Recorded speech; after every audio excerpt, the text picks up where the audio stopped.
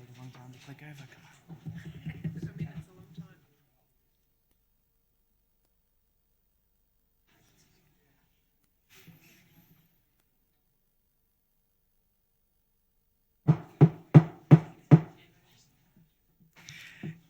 Good evening. I welcome you all to this meeting of the Cardinia Shire Council. We commenced the meeting earlier this evening to consider a confidential matter and then adjourn to reconvene at 7 p.m. Please note that this meeting is being webcast live over the internet on Council's website. Councillors will be available after the meeting if any members of the gallery wish to discuss issues of interest. We will commence the meeting with the following prayer. Almighty God, we humbly request that you bestow your blessings upon this council. Direct and prosper our deliberations to the advancement of your glory and to the betterment of the peoples of Cardinia Shire. Amen. The Cardinia Shire Council respectfully acknowledges that we are on the traditional land of the Bunurong and Wurundjeri people and pay our respects to their elders past and present. I note that we have all present this evening. There are no apologies. Can I please have a motion, please, to adopt the minutes of the meetings listed? Councillor Graham Moore. And a seconder? Councillor Carol Ryan. Thank you. All those in favour? That's unanimous. Carried. Thank you. Councillors, do I have any declarations of interest? None. Thank you.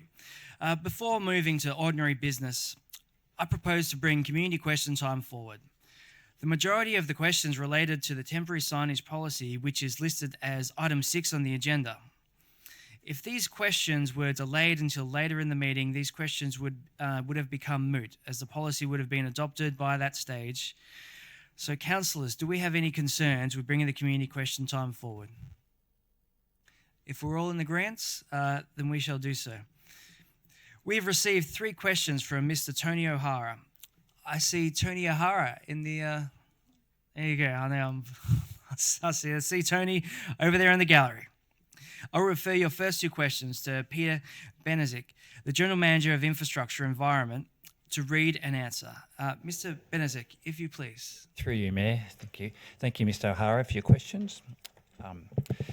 Question 1. In relation to Cardinia Shire's community engagement policy, why does Council still not engage directly with community groups who are directly impacted by policies being created or amended prior to public consultation in order to ensure all requirements are considered, especially when Council funding is involved in the events affected by this policy? And the response is, as part of the consultation process, Council's compliance department sent correspondence to regular community groups that had sought approval for advertising in the past. Council also used social media and website to promote feedback from the community. Question 2.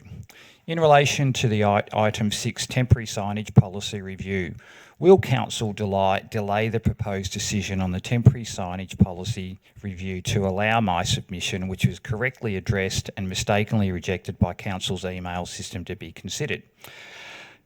Response. Council's consultation process was widespread, with a range of matters being raised by submitters.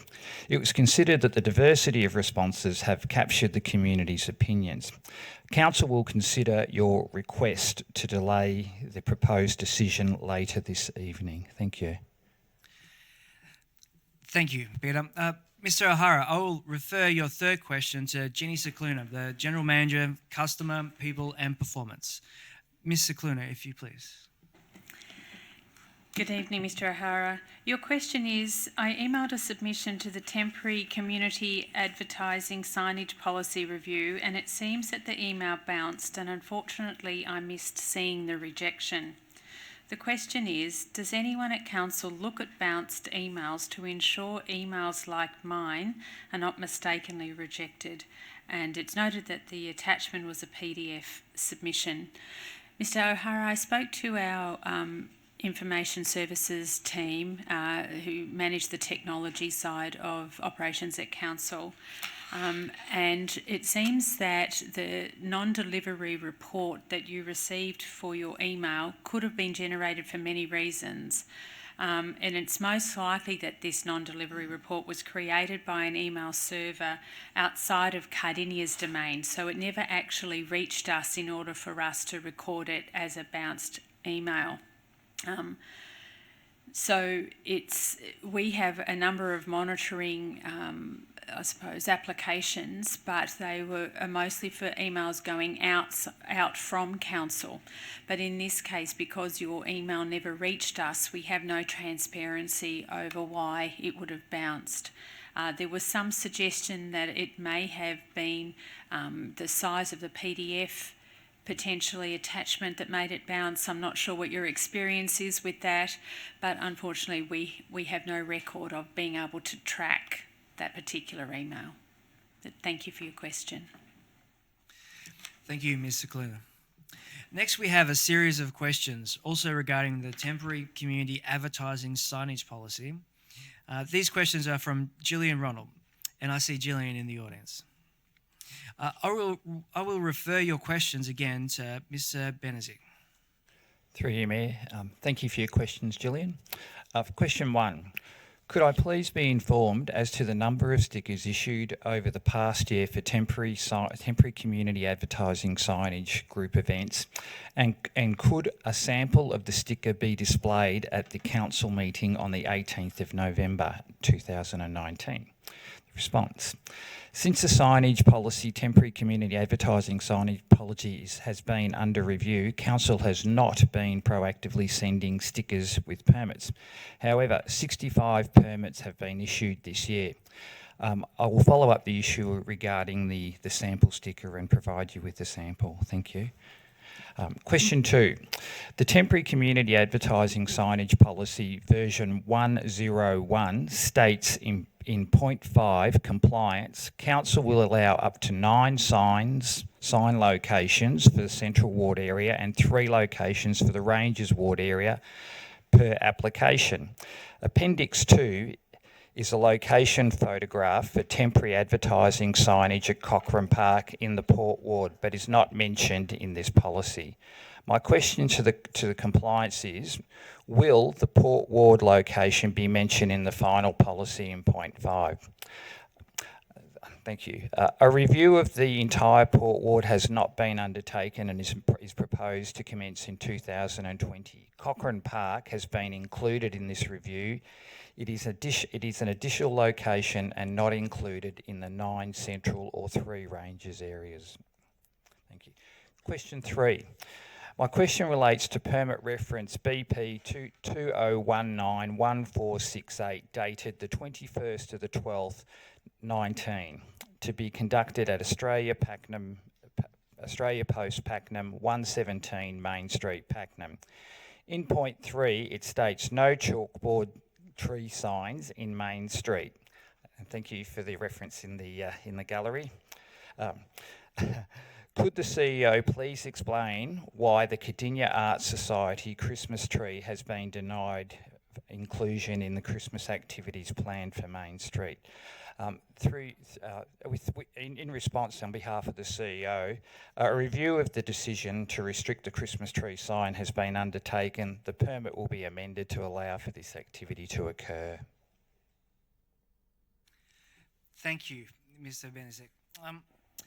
Next we have 2 questions from Gloria O'Connor, and I see Gloria in the audience, in the gallery.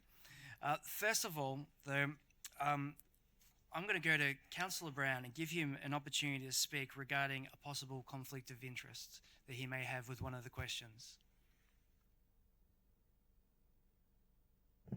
Thank you, Mayor. I have a conflict of interest in question number 1, as I work at Dame Paddy Avenue looking after those homes. Okay, thank you, Councillor Brown. As is process, I believe Councillor Brown will leave the room as we discuss this item. Thank you, Councillor Brown.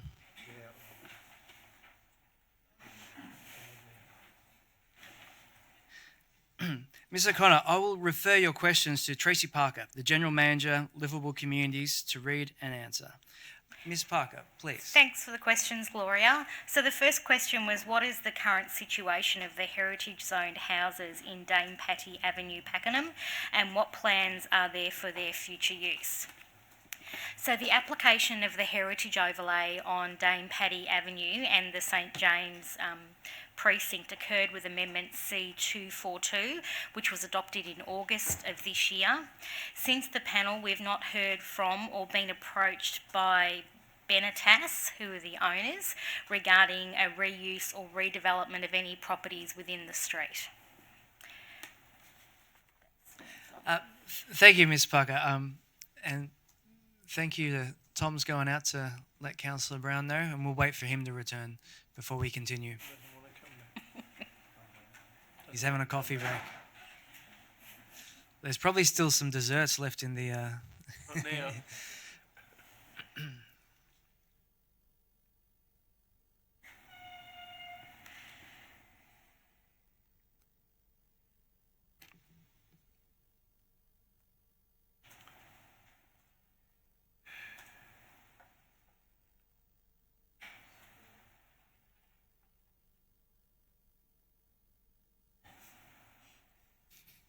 It looks like he did eat dessert. Thank you, Councillor Brown, for removing yourself from the room. Ms Parker, I will go to you for the second question. Thank you. So the second question reads, would you please give full details concerning the amount of land separated from the northern end of the Pakenham Golf Course and not included in the Deep Creek Reserve project? What is the actual area of the land and its value? Has it been sold or is it to be sold for commercial or residential development?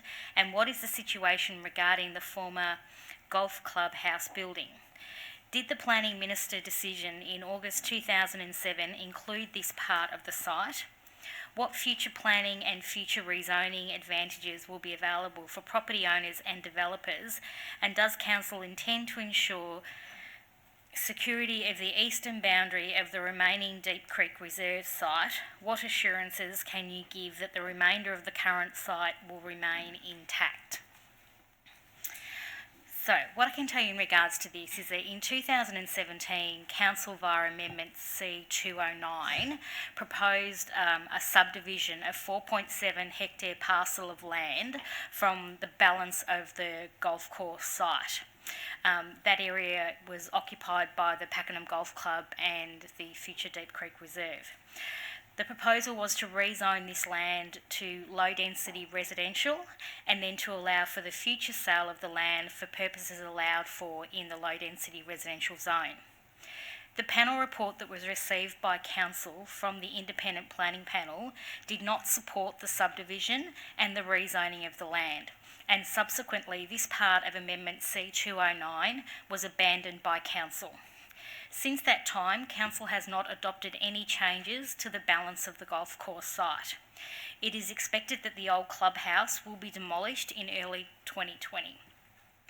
Council has not adopted any future plans for the balance of the land. As Council has not considered any other options for this site, no current valuations are available. In regards to the amendment in 2007, the Minister considered Amendment C66, which proposed the rezoning of the whole of the golf club land to residential. At that time, this was also not supported by the Minister for Planning. Thank you, Mrs Parker. Finally, we have received a question from Rosa Santo, and I see Rosa in the gallery.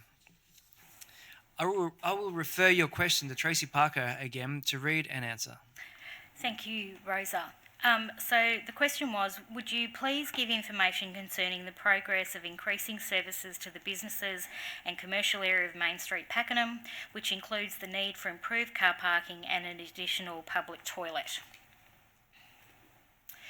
So Council has recently been working with local traders in Pakenham to establish a traders group to help improve and promote the Pakenham shopping precinct. Council has shared information with this group on the major infrastructure projects around Pakenham, such as the level crossing removals and the interchange upgrades, made them aware of opportunities to provide feedback on the Pakenham Main Street revitalisation and the recent advertising signs policy. In the 3-year capital works program starting in 2022-23, Council has allocated funds to the Pakenham streetscape and traffic upgrades based around the Pakenham structure plan and the urban design framework, which details improvements to Main Street. In relation to car parking, Council recently received approval from the Minister for Planning through Amendment C244 to apply a parking overlay to the Pakenham commercial area. This allows that for commercial development that cannot provide the required number of on-site car parking spaces, Council can collect a fee of $12,000 per car space not provided. These funds will be used to upgrade existing public parking areas as well as the provision of new parking spaces. In relation to public toilets, there's currently no plans for additional public toilets to be provided within the Pakenham Town Centre.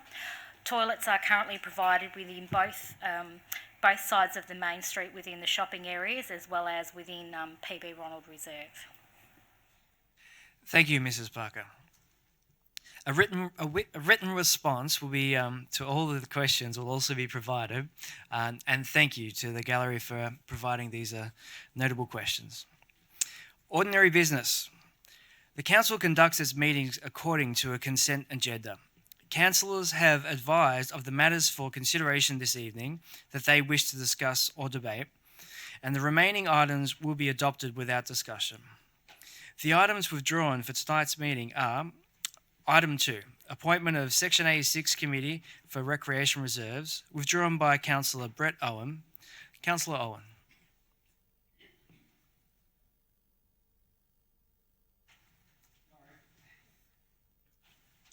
Sorry, Councillor Owen, we got you at a lot. I move the officer's recommendation, thank you. Thank you, Councillor Owen. Do we have a seconder? Councillor Schilling. I'll go back to the mover to speak. Got it. Thank you, Mayor. Thank you for your patience. But this motion is about making the following recommendation, the following appointments to be made to various committees. And these committees are the Sutherland Park Recreation Reserve, the Pound Road Reserve, the Officer Rec Reserve, Yarrabubba Reserve, Cardinia Reserve, the Worrell Recreation Reserve. And I just wanted to really highlight the great work that these committees do. And about 2 years ago, I was really concerned that this council was heading towards a direction where we may abandon these types of committees. And I'm really pleased with our new CEO that we changed that point of view. And we value these committees of management. There are risks associated with committees of management. Section 86 committees, as council, we have to be responsible for obviously our residents, our ratepayers, and financially responsible as well.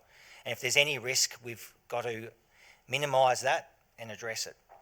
So I'm really pleased that council continues to work with our Section 83 committees to really improve what they do for council on our behalf, what they do in the delivery of these rec reserves, mainly they are, or public spaces. And we are reviewing of how much maintenance grants they get, etc., which is really important because the message I'm getting is that it's not enough. They want to do this work, they put in a lot of volunteer hours, they want to mow the lawns, they want to mow the fields, but the money's not enough to do what they want to do. So I'm glad that over time we've been reviewing this and we continue to work with them, but I just wanted to highlight this report to thank all those committees. And look at Officer Rec Reserve, the President, Rob Porter, has been on board that committee for over 40 years. They are passionate about these facilities. They've got the knowledge that you could not buy. you know, and that's one example. All these committees have got them. They've got the expertise. They know where things are. They know where assets are. They know what issues are. We need to embrace these people and, you know, help them. So I just wanted to thank all those people involved, and I look forward to other councillors speaking on this item. Thank you. Thank you, Councillor Owen. Well spoken. I'll go to the seconder, Councillor Michael Schilling, to speak. Thank you, Mayor. Thank you, Councillor Owen, for speaking to this item. I also agree it's important that we do embrace our Section 86 committees on council, and there were conversations over previous years where we did think that might be a thing of the past, and I'm glad that we're heading in this direction as well. It's important as council that we do value our volunteers and the work that our volunteers contribute to the community, so I'll be supporting these appointments tonight. Thank you. Thank you, Councillor Schilling. Do we have any other councillors that wish to speak, either for or against this motion? Councillor Colin Ross. Thank you, Mr. Mayor.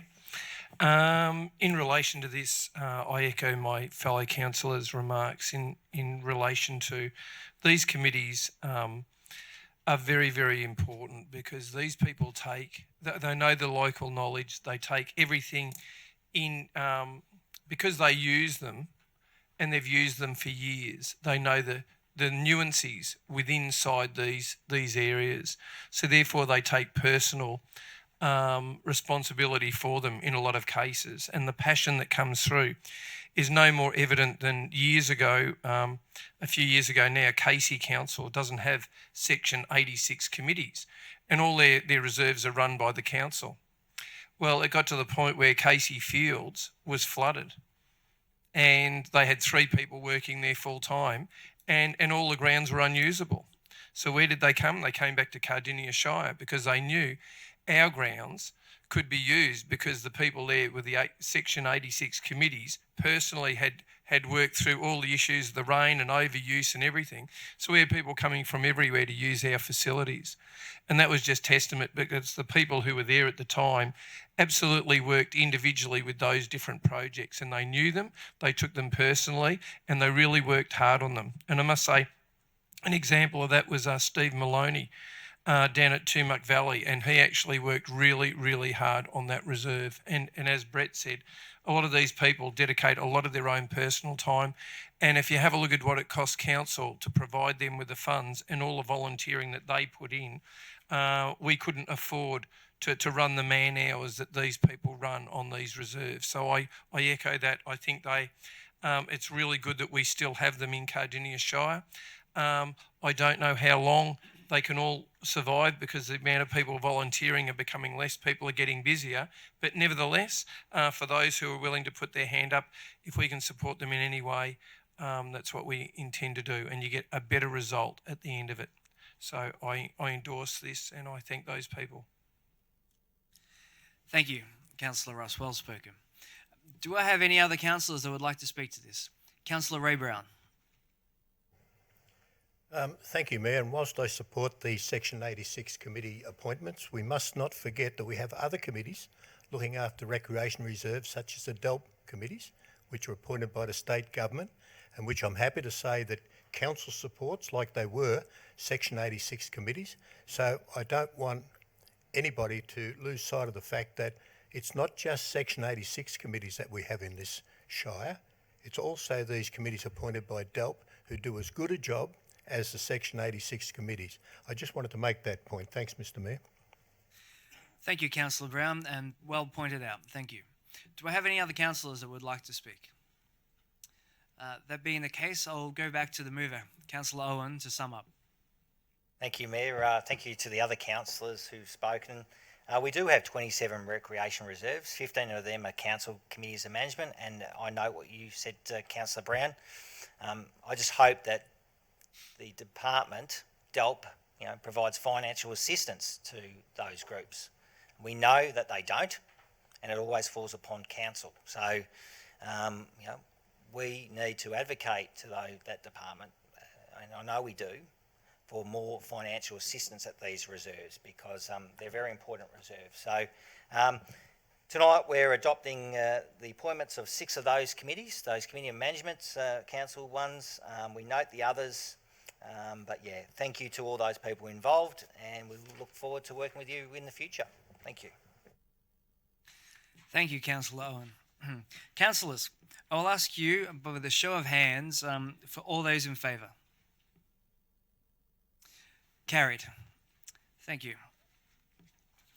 Item 3, off-leash dog areas, withdrawn by Councillor Schilling.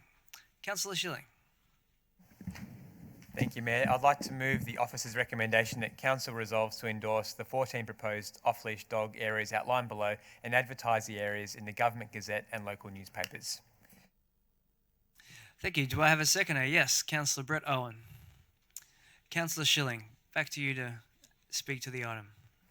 Thank you, Mayor, and thank you, Councillor Owen. I know that you, for a long time, have supported this strategy. And it's a strategy that's been a long time in the making, and I'd like to apologise for the community for the time that it has taken to get this strategy off the ground. And no doubt residents of Cardinia, including myself, love our dogs, and there's been a lot of excitement around this project from when we first spoke about it some years ago. And yes, now we have the money. You look down in our latest budget, you'll see there's a line item for the off-leash strategy, and we can now start the process of getting these parks built. The first stage to formalise the allocation of the off-leash areas is by Council officially adopting and gazetting.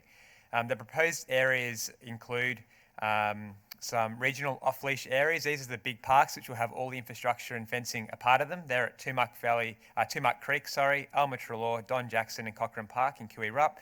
We then have our district off-leash areas in Pepe's Land, Cockatoo Road Reserve, which is actually in Pakenham, and Garfield Recreation Reserve. We also have some neighbourhood off-leash areas around Bob Burgess Reserve in Beaconsfield, Vantage Drive in Pakenham, Simon Drive, Pakenham, Ray Knoble in Pakenham, Harris Reserve, and also Onyx Reserve in Pakenham.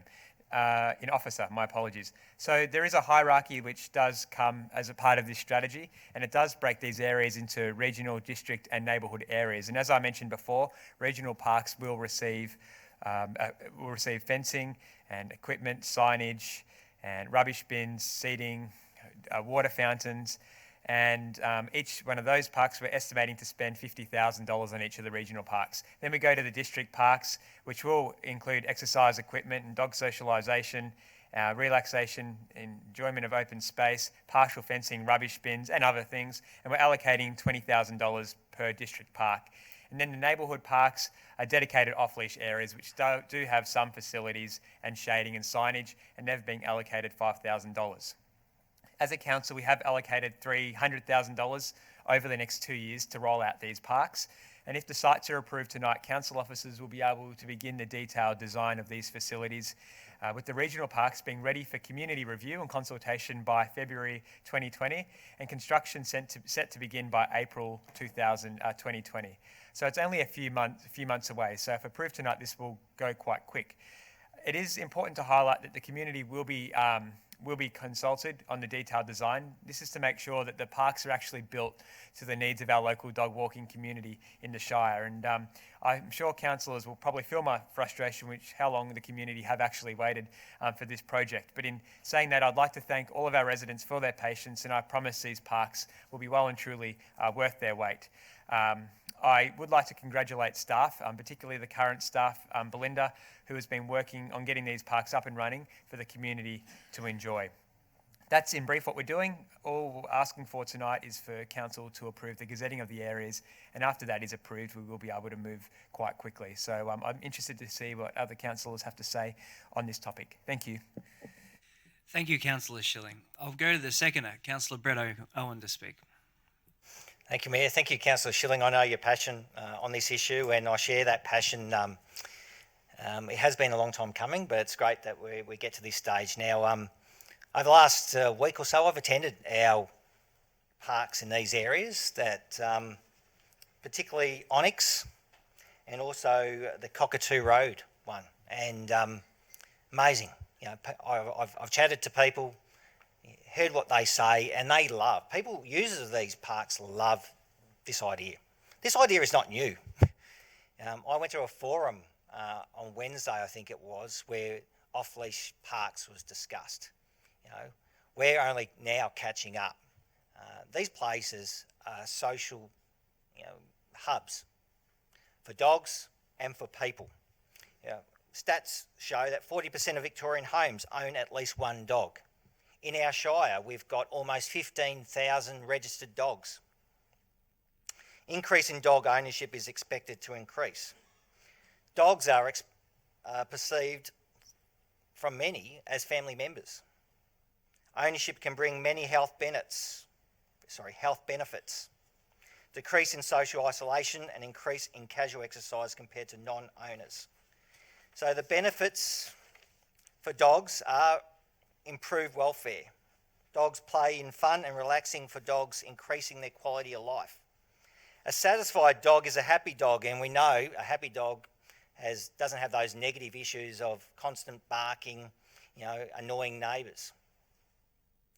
Better quality of exercise, increased training opportunities. In relation to the benefits of off-leash dog areas for people, is that opportunities for people with a mobility issue to exercise their dogs freely and safely. They can go to a place and allow for their dog to have that ability to exercise. If you're in a wheelchair or you've got a severe disability, it's difficult. These off-leash dog areas allow that. It promotes social engagement and a sense of community, even for people who simply come to watch their dogs. And I witnessed that when I went to these parks. People might not even know each other, but they turn up with that sole purpose of letting their dog, run free. But they're off-leash dog areas, and what I learned the other day is that they're not dog parks. They're parks for everyone, but they're off-leash dog areas. So people have got that joint responsibility. You've got to be a responsible pet owner at these places. I heard stories that, I'm sure this happens not many times, but at other parks around Victoria, people drop off their dog there and go to the shops. Not appropriate. Irresponsible dog ownership. You've got to be responsible, clean up your dog, clean up after your dog, and so forth like that. But I'm excited. As Councillor Schilling said, we've got a budget of $300,000 over the next 2 years. What I learnt the other day, that is not enough for a program like this one. There's currently state grants available for councils. Unfortunately, Cardinia is not eligible for the current grant program. There's 16 local government areas that are eligible to attract up to $275,000 for one dog park. Unfortunately, Cardinia is not in that eligible local government area, but I'm hoping that future rounds might allow us to access those funds. Casey is one of those councils that can access those funds. So I'm hopefully working with our officers, we will look at other grant opportunities, because I toured other parks and they're fantastic places. And this is a start, but I think we've got to have an open mind.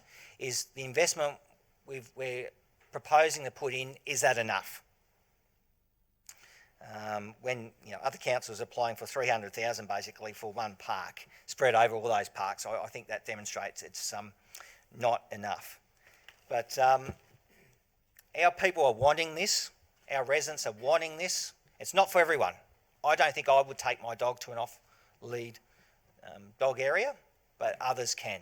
You've still got to have that voice control in your dog. You've got to be that responsible dog owner. And our local laws will have a part to play in the delivery of these parks. Education. If people aren't cleaning up after their dog, aren't having that voice control of their dog, they need to educate, or they'll have a role to educate our residents.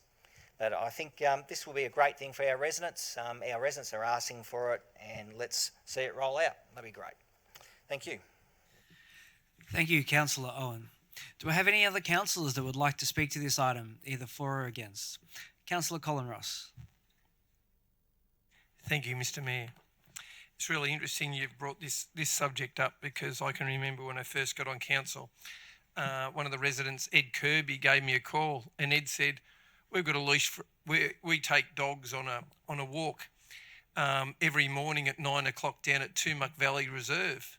And he said, I don't know whether we're really allowed to do it off leash, but he said, we'd like it to become part of what council does in the area. And so I went down there and I went for a walk with my dog, who was very unsociable, Pomeranian. He ensured me that the dog would not fight any other dogs, and the dogs behave very much differently when they're all off the leash. Anyway, I took the dog down there, we went for a walk, and she never fought another dog. It was really amazing. And he said to me, if we could get this turned into something meaningful, we're actually allowed to do this, that would be, we'd be most grateful. So anyway, I'll read from you the text that was in the paper back then, and it was about to go to council. Pooch's Park's a barking success, by Melissa Grant. Playful pooches, this was in the Gazette, may soon have another place to socialise, with moves afoot to transform part of Pakenham's Tumac Creek Reserve into an off-leash dog park. Residents will be able to let their beloved canines run free at the western side of the creek on weekdays between 7 a.m. and 7 p.m. if councillors give their tick of approval. Off-leash dog parks have been a barking mad success, he says, across other municipalities. Cardinia Dog Group President Ed Kirby, who walks his dog Abby and Max along the creek each day, welcomed his plan. He can't wait to let my curly retriever and lively Blister play at the park when they go for a big walk with the other pooches. We have 15 to 16 dogs at a time, and they're all well behaved and they have much fun together. Mr. Kirby urged people to socialise their dogs and extend an open invitation to dog lovers to join his group. It is very important to socialise your dog if you want your dog to have good behaviour, he said. If the dog is interacting with other dogs in a fun way, then the dogs become relaxed.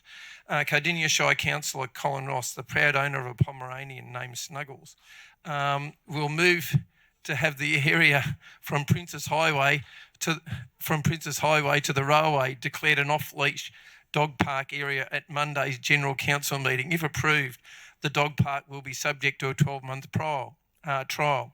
Councillor Ross said that the part of the reserve in question would be an off-leash dog area on weekdays because the sporting activities at nearby in Tumac Valley Reserve meant there was a lot of activity there.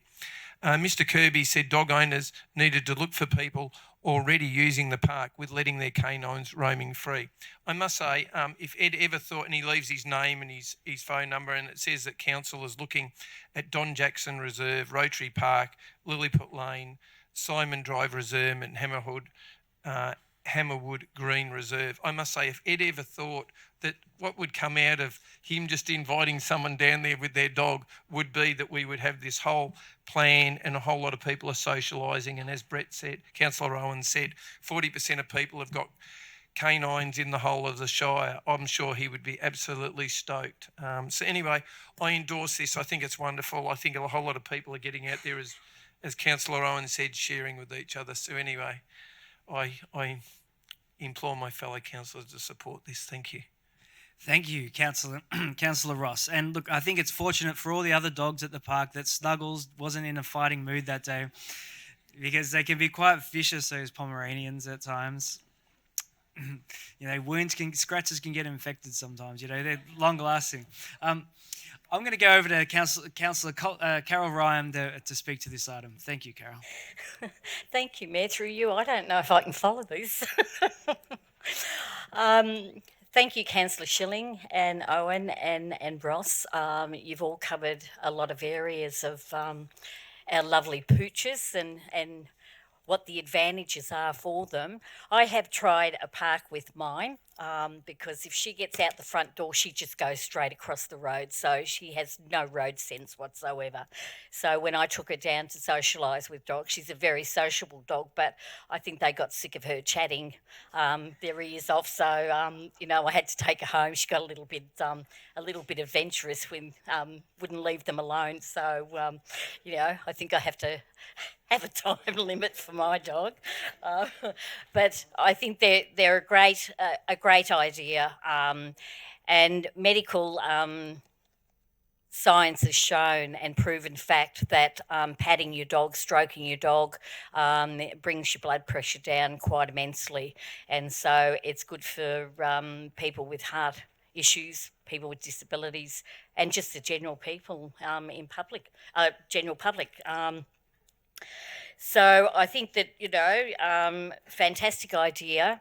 My only concern that I've seen over time, and I went to a park today and was taking photos of a fence that had fallen down, and a lady was out the front and her dog took off from, which is like my dog just took off. And the dog came straight across towards me and then just stood there and pointed at me, and I wasn't really sure whether that dog was going to aim for attack or it just didn't know what it was doing. But the owner kept calling the dog back and the dog wasn't coming back. So that was a bit of a concern for me.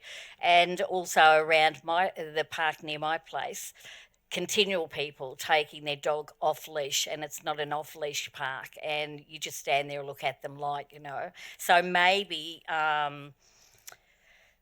one of the considerations is we need to look about, yes, we need to educate the people that aren't taking any notice of what's the right thing to do and responsibility for our own pooches, and maybe putting some signs up on parks that aren't off-the-leash parks may help to educate the public, because the last thing we need is dogs going wild like my dog and just annoying everybody. So I am in support of this. I think it's a long time coming, and I'm looking forward to, hopefully, time limit for my dog to be there.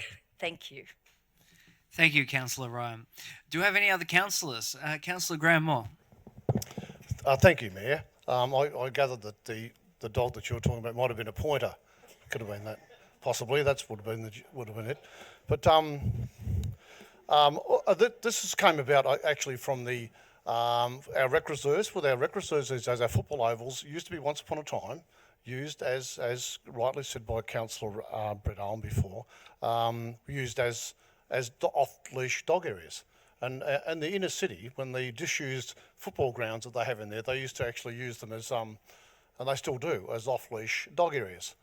Because they don't play sport on those anymore in the inner city mainly. So, but what they had to do was take the gates off those ovals, because they did exactly that. They dropped the dogs over the fence and go off and have coffee and then come back, and that would cause a lot of stress and strain for the dog and the animal owners that were in these reserves. So therefore, we've got to be responsible when we come across these off-leash dog areas, because there is a growing number, as mentioned previously. A growing number of where they have their fur babies, they call them. They have dogs these days instead of children. And so therefore we have to be responsible enough to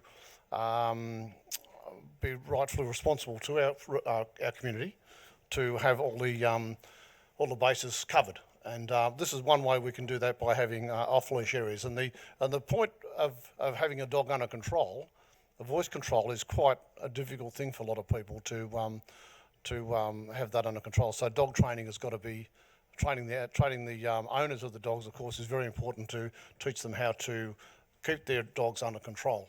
And so that's one of the major things with this. So it's all very well to have these areas, but you've got to have responsible dog owners at the same time to follow that through. But I think it's a great idea, and I hope our community embrace these reserves and use them responsibly, because this is the only way we can have a policy in this regard. So our compliance people have got somewhere where to go, because at the moment, when you don't have a policy like this in place, our compliance people don't know what's right, wrong or otherwise, and therefore we have to have some guide to what we can do in that circumstance. So I think we're all for this within our council. Thank you, Mr Mayor. Thank you, Councillor Moore.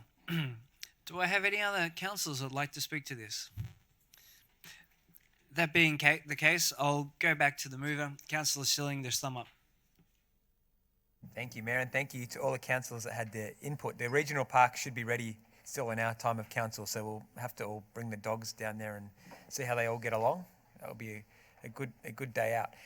So leading up to this happening, the council undertook in 2017 a quite a comprehensive survey amongst the community to see what the support was for dog parks in the Shire, and we found that over 96% of people were in support of off-leash dog parks, and 94% of respondents were in support of some enclosed type of structures around our off-leash parks. And we also know that 64% of people surveyed also walk their dogs off-lead in designated off-leash. So we know that it's quite a popular, came through as anything council did have had 96% approval rate would be going quite well. So this is one of those things that is very popular in our community, and I'm happy that we've finally got to this point now where we're able to gazette these places and we can actually put our money where our mouth is and start building these facilities and these community places of gathering for dog owners and the community to all enjoy. Thank you. Thank you, Councillor Schilling. I will now put this to a vote. All councillors in favour? Carried. Thank you. Moving on to item number 6, temporary signage policy review, withdrawn by Councillor Schilling. Councillor Schilling, do you wish to move your proposed motion?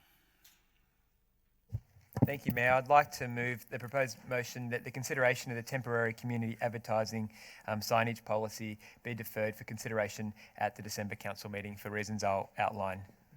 Thank you. Do I have a seconder? Councillor Letitia Wilmot. Back to you, Councillor Schilling, to speak to the item. Thank you, Mayor. Thank you, Councillor Wilmot, too, for seconding this deferral. This has come about after a lengthy discussion that we had as councillors this afternoon around this policy, and we're very aware that this policy has brought up some contention in the community, and it's also raised some questions, some of which we heard all of our community questions today. Earlier this morning, I went to move an alternate recommendation to the policy which addressed a number of the community concerns, but after further discussion with this council, we realised there were some fundamental flaws with the broader policy that we felt as a council wouldn't be solved in my notice of motion. So I'm proposing that we defer it tonight so we can go back to the drawing board and tighten it up a little bit and then bring it back to the December meeting for further consideration. Thank you. Thank you, Councillor Schilling. I'll go to Councillor Letitia Wilmot to speak. Thank you, Mayor. And yes, I'm happy to support this deferment. It's clear that there's still some community concerns about the policy. And as Councillor Schilling has just said, the further I read this policy, the more concerns were raised within it. So I'm happy for us to take a step back for a few weeks, work some of these issues out properly so that we've got a good, solid document and policy that we can be proud of rather than one that we're not quite sure about. Thank you. Thank you, Councillor Wilmot. Do I have any other councillors that would like to speak to this item? That being the case, I'll go back to the mover, Councillor Schilling, to sum up. Thank you, Mayor. I have nothing else to add on this item. Thank you. Councillors, can I please have a vote? All those in favour? Carried. Thank you. Item number 10, contract 19/24, Kenilworth Avenue, Stage 2 construction, withdrawn by Councillor Brett Owen. Councillor Owen. Thank you, Mayor. I move the following, that the tender submitted by Streetworks to undertake the works associated with the contract 19/24, construction of Kenilworth Avenue, Stage 2, be accepted for the contract sum of $1,001,000. Sorry, God. The number in the report. Sorry, I'm tired. 7-month-old baby, I'm tired. The number in the report, just over $1 million. Thank you. Thank you, Councillor Owen. Do I have a seconder for that motion? Councillor Letitia Wilmot. Back to you, Councillor Owen, to speak to the item. Jeez, thank you, Mayor. I'm losing my marbles, but yeah, also the common seal of the council be affixed to the contract document. So it's probably the relief that's come upon me in relation to Kenilworth here. Council is responsible for Stage 2, and this is what the contract details. We've gone out to tender, and we found out the most advantageous contractor is Streetworks.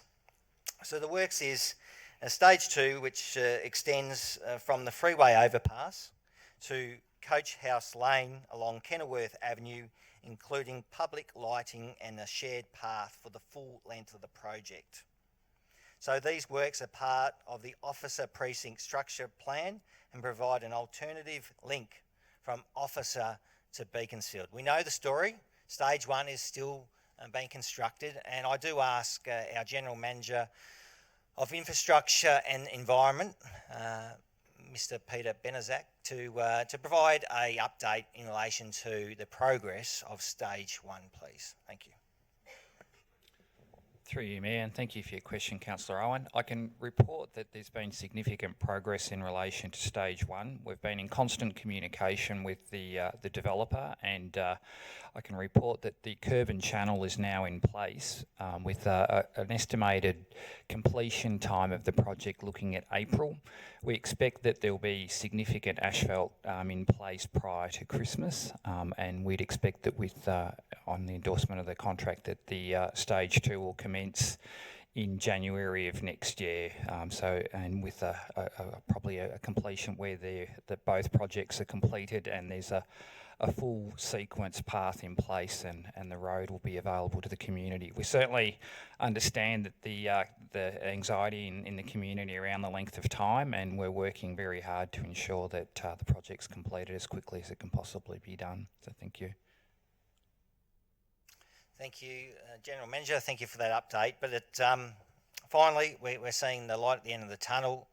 Council is responsible for Stage 2, so I've got real confidence that we'll deliver Stage 2 in a timely manner without delay. So this is going to be another east-west connector road. Those who drove in this area before works commenced knows how busy this road can be, particularly if there's any issues. Collisions on the Princess Highway. We know this is a bit of a connector road between Cardinia and Casey, and this is much needed. My understanding, this road will have calming devices as well before it's open, because we're concerned about the speed, so there will be calming devices there. I've been working with the engineers. I do believe we need to look at the intersection of KENILWORTH and Station Street, because I think this area will see large increased traffic, and I've asked the officers to look at this intersection, to work out what else needs to be done to ensure that is a safe intersection. It is a complex intersection, that one. You've got the railway line there, and we still don't know what's the long-term future of the railway line there, but we need to ensure that the intersection is also safe. So I'm really pleased. I also repeat what the General Manager said about we understand the residents' frustration. I'm sorry about that. I say that, but it's something that was beyond our control, and officers have worked really hard to try and resolve that. But I'm sorry to the residents it's taken this long in relation to Stage 1. Thank you. Thank you, Councillor Owen. I'll go to the seconder, Councillor Wilmot, to speak. Thank you, Mayor. I don't really have a lot to add here, but I would like to thank Councillor Owen for the work that he's done on this project. I know that this has been quite a passion for him. Being a local Beaconsfield resident, I'm sure he hears a lot more complaints perhaps about that road than anybody else does. So it's something that he has absolutely followed up from the start, and I'm very pleased that it is heading towards the completion, and it will be a great outcome for all residents of the Shire to have this next connector operating at a good level. It's always been a busy road, busy unsealed road, so to have it sealed will only increase the traffic volumes, I'm sure, but it hopefully will be a nice safe road for people to use and to drive on. I'd also like to just thank the staff, and if I could ask for that to be passed on to the staff, that have been dealing with the developer and the contractor for Stage 1. It's been particularly difficult, and it's taken a lot of patience and diplomacy to get it through. The residents I'd like to thank for being patient, because it must have been awful, particularly last summer when it was really dry. I know that there was quite a lot of complaints coming through to all councillors. So it must be a bit of a relief for them to see the progress that's been made and to know that their road is almost done. So good job all round. Thank you, Councillor Owen. Thank you, Councillor Wilmot. Do I have any other councillors that would like to speak? Councillor Graham Moore. Thank you, Mayor. Yes, this has been a real thorn in the side to the residents along that road. I reinforce what the councillors have said about this road is a very busy road, and actually not if there's trouble with the Princess Highway, also with the freeway. If there's any hold up anywhere along that line, they tend to use this particular road. So there was a lot of very upset people when we actually blocked it off to stop the traffic from actually moving up and down that road when the dust was there. So I think it's starting to move in the right direction, which is really great to see. And I want to thank Mr. Peter Benesic for stepping in and sorting this problem out with the contractors there, because it was a big job. The alternative was that we would have to step in the breach and pay for it through our council funding itself. So that wasn't going to happen. So the only way we could do it is resolve the dispute between the contractor. So that's going to be a really great result, and I acknowledge that intersection at Station Street where the railway crossing is going to be quite a challenge to get that right, because Beaconsfield, as it increases in numbers, the population around that area increase that much that road's going to be a big feeder road when it opens up. So it's going to be a challenge to get the right intersection, the right mix there. But well done to everybody. Thank you, Mr. Mayor. Thank you, Councillor Moore. Do I have any other councillors that wish to speak? Councillor Colin Ross. If I can put this in scope of my thoughts in this area, I think you put this right up with the Kooyarap Motorcycle Club and the Pakenham Auto Club with not having a permanent home. One of the most frustrating things I think I've ever seen on council. Kenilworth Avenue, for anyone who's been involved in it, will understand it turned into an absolute mess down there. Because council weren't paying for it and the developer had to pay for it. Basically, the people building the road weren't getting paid. So they stopped building the road and said, we're not going to continue building until we get paid. So therefore, council tries to step in to help the negotiation move along. And I can tell you, those people who live down there, it was an absolute disgrace, I can tell you. So stage 2, on a highlight note, is going to be paid for by council, and council will control the whole operation. So they will get paid, it will get built in time. Unfortunately, stage 1, those people must have the patience of Job, I can tell you, that they've sat back, and absolutely, I know they've hammered the ward councillors in the area, and for anyone who drove down there, it got to a state where it had to be shut off, the whole road, exactly as the Deputy Mayor said, because it was the only safe thing to do in the whole area. And I must say, from the excitement of those residents on stage 1 getting built in the beginning, thinking there was going to be a proper road built there, to the disappointment of a couple of years later looking at it, and it was absolutely an abysmal mess. Hopefully we can see light at the end of the tunnel. Council will be building half of it, 100% guaranteed, and the rest of it has to be done as well. So we'll wait and see. I'm sure our bit will be built for sure, and I hope that pushes them to make sure that they fulfil their end of the bargain. Otherwise, those residents will continue to be disappointed, which is not what we're about. Thank you. Thank you, Councillor Ross. Do I have any other councillors that would wish to speak to this item? If not, I will go back to Councillor Brett Owen to round up the discussion on this item. Thank you, Mayor. Thank you, all councillors. Thank you, Councillor Wilmot, but all Rangers ward councillors have been advocating for this, so thank you. The contract is for $1,001,009.67, so I just wanted to clarify that. I got that out after a fair bit of practice, but this is a good outcome. What I really like about it is the shared footpath along this length. You know, we know the pressures at the Beaconsfield Railway Station. I'm hoping people who live on the west side of Officer, near Brunt Road, will hopefully either walk or ride if they catch the train to relieve the pressure there. So, you know, this is another aspect to it, a shared path, the whole length of Kenilworth, which will link in further works that Council is doing in the future in relation to connections to the railway station. So, I remember in the last month of me being Mayor in 2017, I stood in a video celebrating this work starting. And, you know, it's something I've lived with for a long, long time and viewed for a long, long time. And Thank you to the officers, as stated by my fellow councillors, and thank you to the residents, and I look forward to this road being completed. It is funded through the Developer Contributions Plan, but Council is delivering Stage 2 through those funds. So, developers are paying for this road in some way or another. Thank you. Thank you, Councillor Owen. Councillors, I will ask for a show of hands. All those in favour? Carried.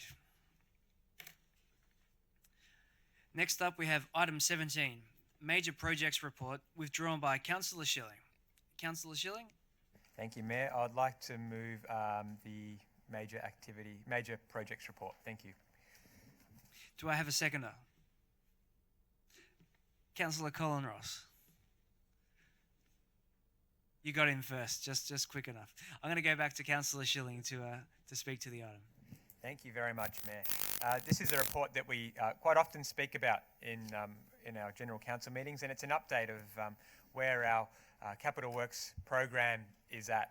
And there have been some really exciting developments, and we've completed some fantastic works, which we sort of started when this term of council commenced, and we're sort of beginning to see them through now, which is exciting. And one of them is around James Bath Reserve, which is all but ready to go, and Deep Creek Reserve, which we spoke a bit at the last council meeting about. But one of the items that I cheekily withdrew this report for isn't actually on this report, because it may not seem like a major development or a major project, but it's actually a very significant development for users of Cardinia Life, and that is, as a council, we have had in our budget to provide some fans in the basketball stadium. We found out that the budget had only allowed for half of the stadium to be done, and through some work of the council and in the background and discussions, that's now been put forward, and now all of those fans will now be installed into that basketball stadium. And there's a way of knowing that summer is hitting if you're a Central Ward councillor, or probably any other councillor as well, and that is when the phone starts ringing about the heat in Cardinia Life. And if you go there over summer, it is absolutely disgraceful, and it's been going on for years and years. So I'm happy now that there is some relief in sight for the users of this basketball stadium in the form of fans, which we've been promised will be delivered within the next week or so. So all ready and spinning in time for summer. So hopefully the residents and users of Cardinia Life find that useful, and it's a little bit of relief. That's all for me, and I look forward to hearing what other ward councillors have to say about their local projects. Thank you. Thank you, Councillor Schilling. I'll go to the seconder, Councillor Colin Ross, to speak. I'm going to be a bit cheeky as well. I will talk about something in the report, though. It isn't in Central Ward anymore, it's in actually Port Ward as Deep Creek Reserve. It was when I very first started on council, and so was KENILWORTH Avenue. What I'm going to do is bring up the Deep Creek Reserve Nursery and Education Centre. The Environment Coalition have been working tirelessly over the years, and I know the Mayor enjoys going out and planting plants in different areas for times, and I know this propagation area down at the Deep Creek Reserve, he'll be fortunately be opening somewhere at the back end of November. So I can't wait for that to happen. We were there the other day to see the opening of the All Abilities Playground and some of the centre being opened. I must say this is part of what the Environment Coalition are all about, propagating plants. And I must say it's jointly been funded by Council and the Andrews Foundation. And I can't wait to see that open, because these people put in a lot of work, and they'll be very, very excited, and we'll look forward to that. Thank you. Thank you, Councillor Ross. Do I have any other councillors that would like to speak? Councillor Jodie Owen. Thank you, Mayor. I just want to bring up Deep Creek as well, from another kind of angle. We've had presentations here at council about STEM education and about what that means for young people. I can tell you personally that Berwick Secondary is extremely excited about Deep Creek Reserve, because we see it as an opportunity to be able to take geography students out and do field work in a local habitat, and not miles away from where they live to see the different flora and fauna that's available around in the area. And it's really, really exciting to have a regional park like that down here in Pakenham. So that's something that we definitely are celebrating, and I applaud Councillor Schilling, because I remember when I was mayor one hot Saturday when my phone did not stop ringing with parents from basketball telling me exactly how hot it was in the stadium, and it was going up a degree every minute. So the thought that we're going to have some fans down in there and some young people can play some basketball and have a little bit of a reprieve, I think is a really good thing. So that's all I'd like to highlight in the report. Thank you, Mayor. Thank you, Councillor Owen. Councillor Carol Ryan, please. Thank you, through you, Mayor. I think this report is really, really good because it covers what work we've been doing and what we're all passionate about, and how hard each councillor has worked within their own ward. I'd like to bring up about James Bath Recreation Reserve. The construction of the new pavilion servicing netball, football, cricket activities and lots of other things, as well as a play area as well. Includes provision for the community use. The Council and Victorian Government Growing Suburbs Fund are jointly funding this project. Construction of the pavilion was completed in October 2019, and the construction of the pavilion obtained a certificate of occupancy. Oh, look, I've got one of those nights too. I think I'll go home as well, and I haven't got a baby to worry about. And the practical completion in October. An official opening for the pavilion is scheduled for the 25th of November 2019. User groups will be able to occupy early 2020. I think this is a really great pavilion. The councillors from Central Ward went down there, and to see it from the start to a mud patch to what it is now, it's going to provide a great service to the community and much more. And I'd like to also present my thanks to Councillor Schilling in reference to the fans, but I'm going to be a bit cheeky. I think we should have the whole environment there with fans, because just as spectators as well, and senior people with disabilities, again, you know, it's not just about the people who play sport, it's about the supporters as well. And to sit there in heat that I've been on many times, it is absolutely atrocious. And we've got fantastic pavilions elsewhere. We need to start looking at this area in Central Ward that really does need a helping hand there. So that's all I've got to say, Mayor. Thank you. Thank you, Councillor Ryan. Do I have any other councillors who wish to speak? Councillor Graham Moore. Thank you, Mayor.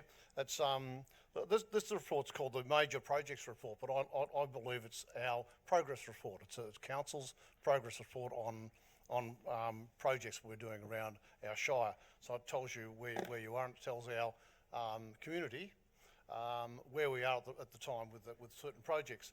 But it's really enlightening, isn't it, to have the partnerships you see formed here from council to the Victorian growing suburbs and the better.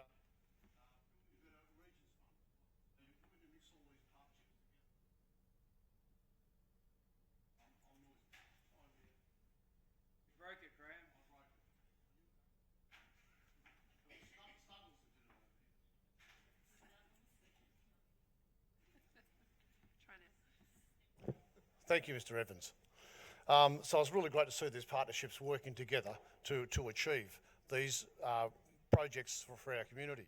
And I just want to point out a couple of these projects. One's in Bunyip, which is the Bunyip Recreation Reserve Soccer Pavilion, which is absolutely fantastic.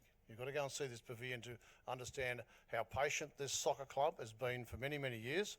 So it's really great to see this construction happen. March next year, it'll be open.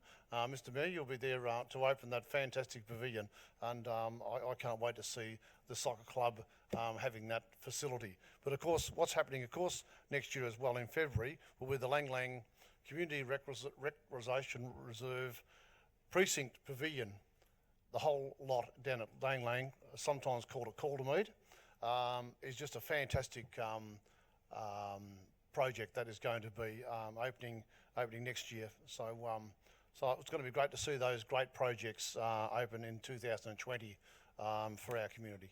Thank you, Mr. Mayor. Thank you, Councillor Moore. I look forward to the opening of those, as many others as well, and I look forward to the Deputy Mayor being there by my side to help me along the way with that too. So thank you, Councillor Moore. Do we have any other councillors who would like to speak to this item?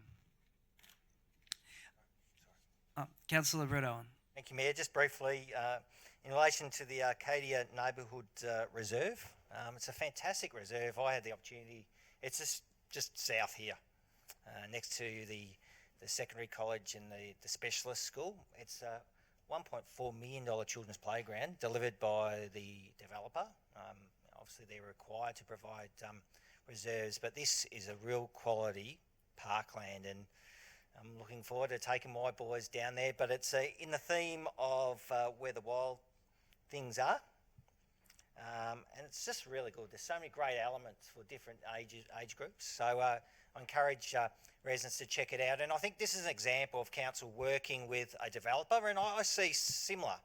If we want to deliver more off-leash dog areas and decent, off-leash dog area parks with good infrastructure, we should be speaking to the developer to see if they can deliver these sorts of parks on our behalf. So this is one example of council working with a developer for a really great result. So check it out. Thank you. Thank you, Councillor Owen. Any other councillors that wish to speak? That being the case, I'll go back to the mover to sum up for Councillor Michael Schilling. Thank you, Mayor. Thank you for everyone who highlighted their projects. One final topic to talk about is the upgrade of the Tumac Reserve. This has been something that the Central Ward councillors have been advocating for and fighting for a long time, and even at my first budget workshop, which was 2000 when we first got elected, 2016, and I know it's been happening beforehand. We've been fighting for an upgrade to both the Southern Pavilion and the Northern Pavilion. We were lucky enough to secure some federal government funding during the last federal election, which has significantly taken the pressure off council in solely having to fund this development. But it's incredibly exciting that the Northern Pavilion is set for an upgrade, including retrofitting change rooms to make them unisex amenities. Also, the development of the Southern Pavilion, which is council has put aside a significant amount of money for. That's well and truly in need of an upgrade. You just go down there and it's probably one of the worst pavilions that we do have, that junior one. So this is due for completion by May 2021. So construction should start sometime next year. So another great outcome for Central Ward, and I'd like to thank Central Ward councillors for advocating for this. Thank you. Thank you, Councillor Schilling. Councillors, I'll ask for a show of hands. All those in favour? Carried. That concludes discussion of the items withdrawn. Can I please have a motion to adopt the recommendations for the balance of the items listed? Councillor Graham Moore. And a seconder, please? Councillor Jodie Owen. Thank you. All those in favour? Carried. Reports or minutes of committees. I note that several reports from various committees have been tabled in addition to the minutes of recent council briefing sessions, and these are available if any councillors wish to view them. Councillors' reports. To councillors, are there any councillors that have matters to report to this meeting? Councillor Carol Ryan. Through you, Mayor, thank you very much. Just a couple. I was lucky enough to go to another forum in Fitzroy in reference to mental health and services. It was made up of people within the health sector as well as some MPs, and quite motivating actually to see that other areas and what they're passionate about and how they've acquired some of the services that are needed and the struggles that they went through as far as funding went. So I got a lot out of that, and I'll bring that back to a better report in the near future with other forums that I'll be attending. And of course, the last thing I can only say is Street Talk. We did it again on Wednesday, and we have many, many people coming down. We actually had the Christmas tree down there just to see what people thought of the Christmas tree and how they'd react. And we had a young fella came up. He probably would have been about, 12? And he made his comments about what he thought about the idea of the Christmas tree, so which was really, really good to see. You know, it's not just senior people, it's all age groups. We also had an interesting gentleman who has a disability come up on a three-wheeler bike, and I was quite intrigued by this three-wheeler bike, and he had a message bag at the basket, wasn't it, at the end of the bike, and he has epileptic fits, is why he can't drive. So the next best thing was riding this bike, and I'd like to see a lot more people use these bikes because they're absolutely fantastic. So I could see myself riding one of those because I think I could balance it really, really well compared to two-wheeler bikes. So so it was great to see all different cultures coming up and having that discussion again and feeling free and that the options there, that if they want to discuss anything with council, whether it be a complaint or whether it be something that's in the advance or something new that's going to happen that we find out about. So we'll keep doing it every month and until the end of the year next year when elections come up. So so anyone that wants to come up to us will be there next month. Thank you. Thank you, Mayor. Thank you, Councillor Ryan. I'm going to go to Councillor Graham Moore to speak. Yes, thank you. Thank you, Mayor. I'd just like to report on something that was very special to us as a council. When we had NAIDOC Week recently, we were very fortunate to receive 3 NAIDOC Week awards in our shire. Now, there's 30 of these awards throughout Victoria. So out of the whole of Victoria, we actually received 3. And I was in the honourable position to present those medals, those awards to 3 Year 1 primary school children in our shire. One from Garfield, one from St Patrick's in Pakenham, and the other one just last Friday to the Bales Regional Primary School, which was fantastic and very exciting for us to have that within our shire. They were just colouring competitions, but you know what? They still got the award, and they were very impressed. And these students were surprised because they weren't told until I rolled in with these awards to present them on behalf of my fellow councillors. So that was a really honourable thing over the month. Thank you, Mr. Mayor. Thank you, Councillor Moore, for sharing that with us. Do we have any other councillors? Councillor Jodie Owen.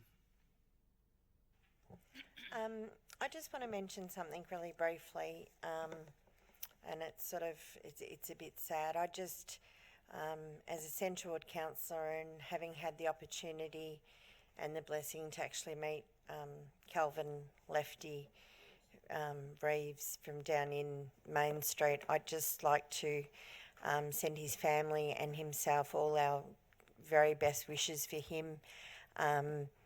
Everybody who's been on this council for any period of time knows the fantastic work that he has done around Main Street, and there's a commentary out there as to why he did it, why he does what he does. The answer is because he wants to. He wants Pakenham to look nice. He wants Pakenham to be a presentable place. And when I heard the news, I literally felt sick, and I was very emotional because I sort of thought, we often sit here in this chamber and talk about the good old days going. To hear something like that can happen to a man who has devoted every day of his life simply getting up, getting a broom and deciding that he wants to make Pakenham look like a good place, I think is a sad, sad day. And I wish him all the very best. I send my thoughts to his family And I no doubt down the track, if there needs to be a discussion of some type, Mayor, that we as a collective can come together and work some way out, because I just want to note what he does, and in the past he has rejected nominations for awards and other things because he just wanted to get on with the job. So, thank you. Thank you, Councillor. It's well said, and your sentiments are reverberated through myself and throughout the rest of this council. So it's well said. Councillor Letitia Wilmot. Thank you, Mayor. I just wanted to mention a fun run that I attended in October. It was a fun run to raise funds for CJD, and I'm not going to try and pronounce the disease because it's incredibly hard, but basically it's a very rare disease. It's a purine protein disease which affects the brain and basically shuts your brain down. The young lady who organised this event, Melissa Williams, comes from Gembrook. She's one of our participants in our leadership program this year, and she's a committee member on the Gembrook Preschool Committee. So she's got a couple of little kids. She organised this with the help of pretty much the preschool committee. They're a dynamite group of ladies. They organised a fundraiser last weekend as well. They are just incredible.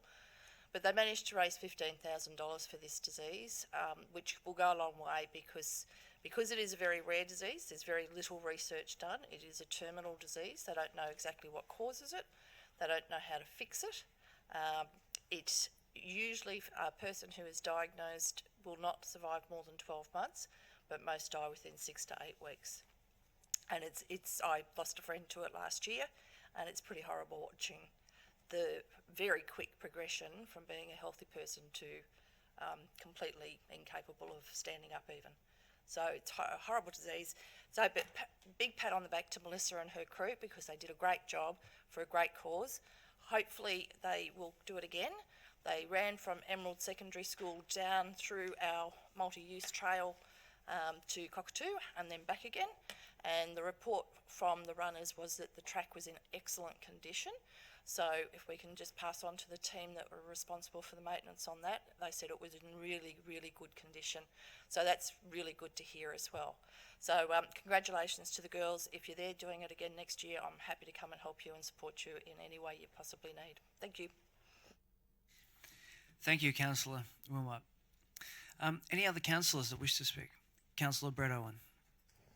Thank you, Mayor. I just wanted to report myself and Councillor Brown is on the motorsport sort of steering group committee, which was formalised at our statutory meeting last week. Traditionally wasn't a delegates report, but both Councillor Brown and myself wanted to make sure that it was an official committee that has councillor delegates. So whether it's through that steering meeting or separate meetings, we've been meeting with the Cooperupin District Motorcycle Club and the Pack and Morto Club over pretty much the last 12 months to progress their permanent accommodation. So it's quite a really good working group, and I thank the officers and all involved. But I think we are progressing, and it's really needed that we have the two permanent homes for our motorsports club. So that's really good. Both myself and Councillor Ryan is on the Casey Cardinia Local History Reference Group, and I've been able to make the last two meetings, and it's been really good to really improve relations with our local historical societies or history reference group that we have in Cardinia, or museums. So it's really good to have improved that relationship. So I sat down with representatives today to look at Council's website and how we can improve the content of our website on the history matters to ensure that appropriate sort of links are on our website to our historical societies, etc. So it was really good working with them. We've got we met with officers as well, with representatives of the Berwick Pakenham Historical Society. They've got concerns in relation to our heritage study and some in what they believe errors in the document. So they're going to come back to council in relation to recommendations to fix up some what they believe is errors of fact. So that will then go into when the review of that strategy takes place. That will feed into that. So it just wanted to highlight that we've got a good working relationship with those heritage groups, which is really good. Today, I met with the Beaconsfield Progress Association, a number of residents, and Aldi Beaconsfield. Anyone who shops in Beaconsfield knows there's quite uncertainty about how to get your way through that shopping precinct on the north side, and over the years council has written to the multiple landowners to try and come together, to work together to improve that shopping precinct. It is private property. Unfortunately, council cannot invest in private property, but we are trying to encourage the landowners to work with council. Council's got a plan on how we can improve that area, and earlier this month I did write to all those landowners to see if they would meet with us. So far we've had a meeting with Aldi, which was quite positive today, and I hope to hopefully communicate with the owners of the other areas to really improve that area. It's been long awaited. I know residents are frustrated, customers are frustrated. Let's work together to improve that shopping experience, to make it safer and just pedestrian safety as well, and just make traffic circulation work. So I just wanted to provide an update on that. On the weekend, on Saturday, I attended a fundraiser at Gilwell Park, Gembrook. It was a fundraiser for the Gembrook Preschool. And it was really good. It was called Kicking Goals Sports Fest. And it's all about getting young people active, also helping parents set goals, whether it's for themselves or their children. And it was a really good fundraiser. So I'd like to thank the Gembrook Preschool in organising that. And this coming Sunday is the fun run with Thomas, also in Gembrook. It's a fundraiser by the Emerald and District Rotary. They raise tens of thousands of dollars for the Monash Children's Hospital, and once again this is a charity of their choice. So I encourage residents and beyond, if your children want to race against Thomas the Tank Engine, please do. It's a great day on Sunday. Thank you. Thank you, Councillor Owen, and I'll be out there attending that with you. I look forward to it. Hopefully the sun is shining. Councillor Colin Ross. Thank you, Mr. Mayor. Over the last month, we've had many different activities that I know many of the councillors have been to. I think we had 5 Diwali festivals, and I know the Deputy Mayor actually was interested in the beginning when they said they had a Diwali festival, and then he found out there were 5 events connected to it on different days. It seems to be a festival that goes over quite a period of time. I must say that the uniqueness about some of our people who have moved into the Shire is they are just so inclusive. They want people to come along. They add so much colour and festive nature to our great Cardinia Shire. I must say the colour they bring, the events, they are so inclusive. Everyone's welcome to come down. And I just think the whole thing was just amazing what they've put on, and it's getting bigger and bigger every year. I attended the Bubba Buddha Sports Day down at IYU Stadium, and you probably had 5,000 people turn up for a range of different sports, and people came from all over Australia, and in fact people came from around the world to compete. And that was a wonderful festival. They beam it live back to India, and there's 30 million people watch it on television over there live. So that was a wonderful event that was put on, and it was all free for people in the community. You could come along and get free food, free rides, free everything. So that was a wonderful event, I must say. The Cardinia Shire, the Cardinia Cultural Centre opening. For anyone who hasn't been down there to see the display, the space, please make sure you go down. You won't be disappointed, particularly if there's something on down there at the time in the art space. Absolutely amazing, I must say. It's a long time coming. I've known on my time on council that it's been something that's been planned ahead. And once we got some money from the government, $3 million to put it forward, that's been a great development. There are a couple of more stages to go down there, which we look forward to in future for it to actually fulfil what it was originally planned to do, but at the moment it is amazing. It is the most up-to-date technological art space in Victoria at this time. Also too, I must say the Deep Creek Reserve opening has been a long-term vision and a long-standing local issue. I must say it's beginning to take shape. It looks really amazing, the stuff that we've done in that area too, but there is so much more to do down there. So we will see things grow and things get better, and there'll be more walking paths and things in the wetlands area. So I can't wait to see that happen. And for anyone in the community who hasn't been to the All Abilities Playground, that is something not to be missed. Also too, as of last week, all of our recycling waste is definitely now going to recycling processing. It's taken a long time once some places got shut down. The place that used to take 50% of all Melbourne's recycling shut down, SKM, which meant it went into overdrive to find other places for it to go. Cardinia Shire has been successful in getting all of our processing going to recycling, so don't give up on that. That's something in the long run will benefit the environment if we can just keep recycling things. Also too, I had the great opportunity the other day to go down to Burke Park to meet with the people who are running the Bless Collective food van down there, and that group provides food. They put up shelters, they give out clothing, they give out packs for people in the community who aren't doing so well. Also too, down there you've got Cleaners Casper, which is the portable showers. You've got Orange Sky portable laundry, and the Sikh community were celebrating they'd given food there for over a year. I must say, for anyone who hasn't been down there to see what community connectedness is, you really should go down there. They do an amazing job. The people are so welcoming and kind. I mean, over on the side I could see there was a bit of a skirmish happening where some people were struggling with life, and they just went over and they had a chat to them, and they came over, and believe it or not, all the people having the skirmish sat down at the table. They talked with them really nicely. They had something to eat, and I asked them what was going on. They say that those people, we know them, and we sort of help them out with what we can. For anyone who thinks people don't struggle in life, if you go down and want to assist some time to help people who aren't so well off as ourselves, go down there and volunteer some time.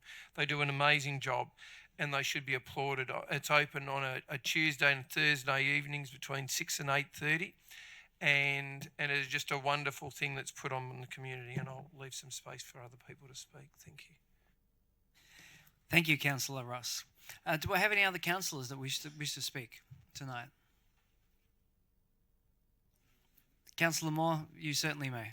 Mr. Mayor, I just wanted to say that I represented you yesterday at the Coorup event called the Music on the Grass, which is just fantastic. What a great event with all the local primary schools, and there's all different local musicians that get up and sing on a stage there. They've got an open stage, like an open mic. The committee do a fantastic job down there. It's part of our festival's grants. We support this festival, and Jenny Barlis is the president of the committee and does a fantastic job driving this committee, because they've all got these volunteers that really make this happen, from the men's shed to the right through, and particularly for the community bank there in Coorup, do a really fantastic job. So it was a really great event, really good day, and it was great to be there to represent us as a council there yesterday. Thank you, Mr. Mayor. And thank you, Councillor Moore. It's good to see the music spreading out throughout our shire, and we've got to encourage the youngsters in there to get into it, so good job. Thank you very much. All right, councillors. Reports, okay, sorry, let me catch up with my notes. I've got lost in all the good news stories that I've lost my place on my notes here. Presentations of petitions. Councillors, do we have any petitions to present? Councillor Brett Owen. Yeah, thank you, Mayor. I've received a petition from Michelle March from Guys Hill, and with your, if you allow me, I'd like to read out the sort of prayer, if that's okay. Please do. We, the undersigned, hereby petition Cardinia Shire Council to reject planning permit T190287 for a proposed 30-metre telecommunications tower to be located at 145 High Street, Guys Hill, and seek an alternative suitable location and retain the trees and native vegetation in line with Cardinia's biodiversity conservation strategy. This proposed telecommunications tower poses a safety and security risk within our unique, narrow one-way out unsealed road. The residents of High Street and Borchard Street live in an extreme high-risk bushfire zone and are majority concerned with the location of this tower within our narrow street. This is an inappropriate site for infrastructure of this magnitude. These are 3 residences, including 145 High Street, which are situated at the top end of emergency response units being able to navigate the narrow road and surrounding areas should a bushfire occur. Our street and properties are home to native flora and fauna that continue to be sheltered from this type of infrastructure being placed within its natural environment. Our direct neighbour and home to numerous Australian wildlife, Critchley Parker Junior Reserve is classed as a nature conservation reserve and has a memorial site for those firefighters who lost their lives in the Ash Wednesday bushfire in 1983. Council has a duty of care to its community who lives in these unique and vulnerable narrow one-way in, one-way out roads, and the learnings of this incident that occurred in 1983, in particular the surrounding environment, to ensure human lives are not placed at risk with preventable obstacles. So it does go on a little bit further, but it does contain 15 signatures. So I table that petition, and obviously a report will come back to council in due course. Thank you. Thank you, Councillor Owen. Do I have any other petitions from councillors? I thought you put your hand up there, Councillor Morse. You were just scratching your nose. Fair enough. Moving along to notices of motion. Councillor Brett Owen, you have 2 notices of motion for us to consider. Firstly, notice of motion 1050. Councillor Owen. Thank you, Mayor. I move the following. The growth in the participation in basketball by Cardinia residents, particularly young people, has dramatically increased. We have seen many clubs substantially increase their number of teams. Due to the lack of courts, there is minimal to no space now available for clubs to train. Programming of games are required to begin early mornings and finishing late evenings on weekends. Therefore, Council resolves that Council officers prepare a report for the February 2020 Council meeting detailing the current status of basketball in Cardinia. The report to include current participation rates at Council's existing Council basketball facilities, occupancy of courts across the municipality's courts, what infrastructure requirements are at existing facilities is required to maximise usage, and finally details regarding proposed additional courts, stadium extensions and the building of new basketball facilities and their expected timeframes. So I move so. Thank you, Councillor Owen. Do I have a seconder? Councillor Schilling. Back to you, Councillor Owen, to speak to it. Thank you, Mayor. I appreciate most councillors would know the sort of pressure that I think our facilities are in. If you go down to Cardinia Life on a Saturday, it's a good feeling. You see hundreds, if not thousands of people in that centre at any one given time.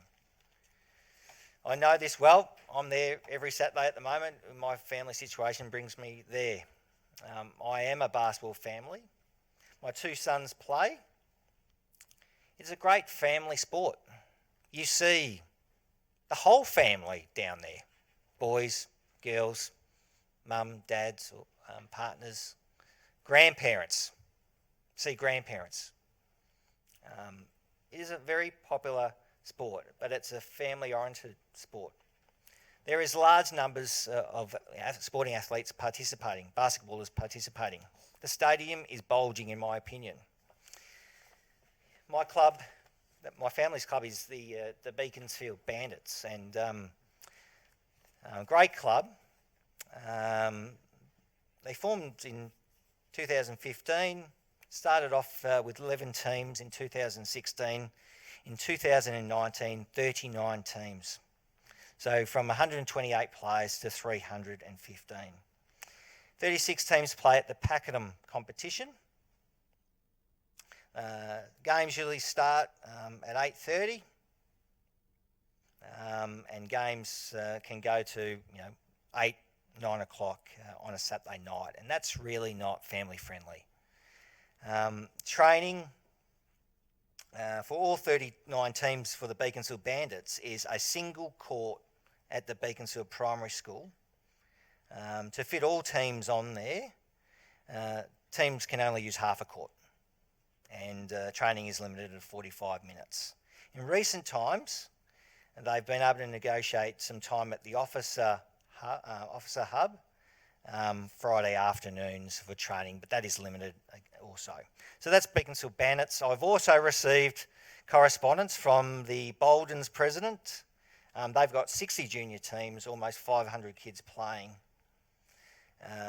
They also agree that the current state of the late games is not acceptable or sustainable. They've been advocating a move for their under-8s competition to the officer hub, which will fix late game situations. So I understand council is working with the competition.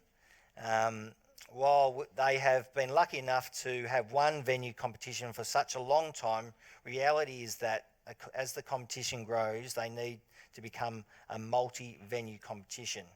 While the move to officer is an immediate fix, we strongly believe that the stadium at Cardinia Life requires urgent upgrades and more courts to ensure that one of the fastest growing sports has the facilities to enable growth. They do identify issues with obviously air circulation, which was mentioned before, leaking roofs, obviously their concerns about late games and the impacts on families. And also, finally, I received an email today from the Pakenham Huskies. They started off with 2 teams in 2015 and now got 60 teams, 48 junior teams, 12 senior and mixed teams. It has, they've built a tight-knit community within the walls of the stadium and with the stadium staff members. This season, they've had to do something they hate doing and say no to any more players. They also have concerns about the timing of games, 8 or 9 o'clock. Councillors, I am asking for a report. That's all I'm asking, a report. So the officers to investigate what is needed in relation to basketball in Cardinia. I understand there's grants available, and I ask council officers, and I'm sure they are already doing this, considering what grants may be available, particularly around the planning of new facilities. I think we need to do a lot of planning work to work out what is required. I seek council support in asking for this report in relation to the status of basketball in Cardinia. Thank you. Thank you, Councillor Owen. I'll go to the seconder, Councillor Schilling, to speak. Thank you, Mayor, and I completely support Councillor Owen's notice of motion tonight, seeking those reports into the facilities and looking at the occupancy of our municipalities' courts. And look, I could probably preemptively tell everyone what the report's going to say. It's going to say that the state is totally untenable and that we need to upgrade our basketball facilities because we need more. And I've been down there, I've seen it's bursting at the seams, and that's a good thing. It's great that people are there's an uptake in basketball across the Shire, but at the same time, it's nothing against the staff are doing a fantastic job down at the stadium and keeping things running, but we just can no longer manage this huge amount of growth that we're seeing, and which hopefully will be highlighted in the report, and we can then use it as an advocacy tool to be able to push forward, hopefully, and look at what we can do in this situation. And in some ways, it's a good position for us to be in, to have a sport that is becoming more and more popular in the Shire. And as councillors and council staff, we owe it to our community. If there's a growth in a particular area and there's a need for something, it's our role to be able to facilitate that and make those necessary changes. So I'll be supporting Councillor Owen tonight, and I hope that other councillors in the room do also. Thank you. Thank you, Councillor Schilling. Do I have any other councillors who wish to speak? Councillor Carol Ryan. Through you, Mayor. little bit of history. When I was reffing and coaching my son's basketball team, it was in the Peeboo Ronald Stadium, which wasn't the best facility as the growth happened. So it was appreciated when Cardinia Life was built, and the teams could go over there. The expansion of even the senior teams has been incredible because they're recognised as national. And that's a great achievement because they're playing so well, but it doesn't just service families, it serves single people and all different cultures as well. So I think it's a great sport, it's a great enthusiasm that happens down there, and it's a good social interaction. And I think too, going down there at times, watching the finals and giving out trophies and appreciating the players and what they achieve. And the female teams that are recognised nationally as well now, which is really fantastic. So they've really worked really, really hard, the Warriors, to get down there and really put us on the map. So, in time, your young ones, Councillor Owen, will probably get up to the Warriors, hopefully, and play nationally and be recognised nationally. So I totally support this report with Councillor Owen, and hopefully we'll get the report back that we believe is going to come back. Thank you very much. Thank you, Councillor Ryan. Do I have any other councillors that wish to speak? Councillor Colin Ross. I must say, going back to when we first moved to Pakenham, it was amazing. It used to be at the BP Ronald Indoor Sports Complex, and there was a squash court in there, which is living learning today. I can remember there was only one court there, and it came out of the West Gippsland Basketball Association back in the 1960s, which was down at Cooey-Rupp, where they started a basketball association, which morphed into the Pakenham and District Association. I must say, for anyone, there's over 550 teams play there. There's 270 competition games conducted each week there, and there's over 2,500 people participate in that centre on a weekly basis. And for those who don't realise, down there is so many other things that go on in that centre. You've got floorball, which have their national championships here every year. We have volleyball events down there. There's badminton. There's indoor netball played there too. And there's even, I know, the Deputy Mayor loves going to the Special Olympics down there, which come to Cardinia Shire to play basketball and do different things every year. I must say that place, I've been venturing down there since 1998 when my son, who was 12, was starting to play basketball. And believe it or not, Brett, there was a team called the Beaky Bandits back then, although they mustn't have formed into a club, but they were called the Beaky Bandits. I must say basketball is an amazing sport where people do. It's a bit like tennis or anything. People who really love it keep playing it. And our son started playing when he was 12 down there. He started when he was 10 over at Mount Evelyn. And now he's 34 and he still plays basketball today. He absolutely loves it. He plays in the 30 and overs team now. Had many injuries and wears himself out, but he absolutely loves it. And I must say, for all those, as Councillor Owen said, those kids who go down there absolutely feel great about it. It's great to see them get out and running around. And the amazing thing about basketball and other sports is you can't carry your electronic device when you're playing. So that's got to be a good thing. Anyway, it's a good diversion from that. I just endorse this. I think it's great to do reviews from time to time to just see where we can go and what we can do better. So I endorse this, and I look forward to seeing what comes back, to see what can be improved upon. Thank you. Thank you, Councillor Ross. Do I have any other councillors that wish to speak? Councillor Brown. Thank you, Mayor. Whilst I support this, asking for this report, I hope we don't lose sight of the fact that there are other sporting disciplines that we have in the Shire, and not put all our eggs in one basket. And reading your notice of motion, Councillor Brett Owen, it's fairly open-ended. I think, Councillor Schilling, I think you're right. It'll come back with what you're saying, that we do know that we need extra courts, etc., etc. I think that if we dissect it and look at it in participation-wise, which you've outlined what the participation levels are already and how they've increased so much. So most of the information you already know, I guess. That increase in 2 or 3 years is quite enormous. Is that going to continue? That's one of the questions I would ask. And if it is going to continue, we can't possibly manage that.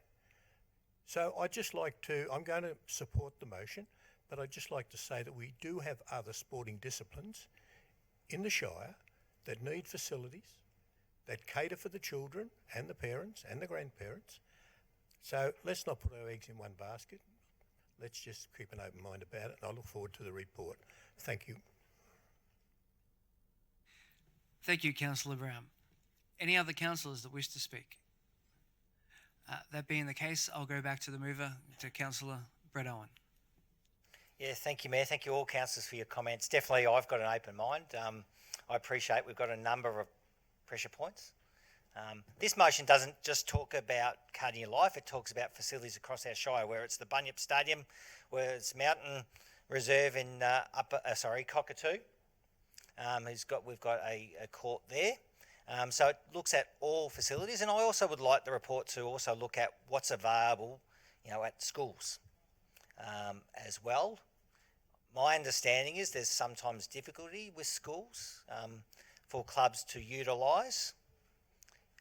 Unfortunately, Beaconsfield Primary's got one court and it's used to the max, and teams are using half a court so they can fit 2 teams to train at any given time. So it might be work with the Education Department to try and get more access to school facilities after hours, particularly for training, because that's also an issue, not just game day, training.